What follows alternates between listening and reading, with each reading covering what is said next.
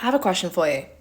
What makes you think, after all of these years of anxiety, people pleasing, frustration, anger, guilt, low mood, etc., all the pain that you go through, what makes you think that after years of holding on to those, that they're suddenly just going to go away?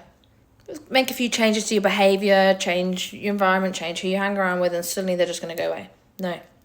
The reason why you keep returning back to these same patterns all the time, you keep returning back to people. Do you know, I've known people who are people pleasers from the age of, 15 all the way to when they're 48. I've coached people who've been people pleasers for years. And you think that just changing something will hopefully change it. It won't. The reason why it won't is because these patterns, these emotions are attached to beliefs. Beliefs create your thoughts, thoughts create your feelings. And you behave in a way to avoid feelings. So, for example, you people please to avoid the feeling of not being liked, okay? Because you have a belief that you're not liked, or maybe you're not a nice person deep down, okay? So that's how the mind works. So the reason why you can't get rid of these patterns is because they're attached to a belief. Do you know how strong beliefs are?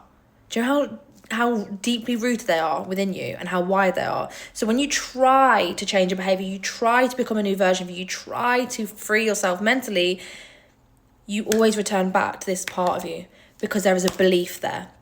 And until that belief is reprogrammed and removed, you will always find yourself back in the same patterns, attracting the same things that relate to that pattern. Yeah? Back in the struggle, back in people pleasing, back in anxiety, back in fear, back in worry, back in overthinking, back in doubt, whatever it is for you, whatever your emotional home is, you return back to it because it's attached to a belief. And you need to break that belief in order to break the pattern.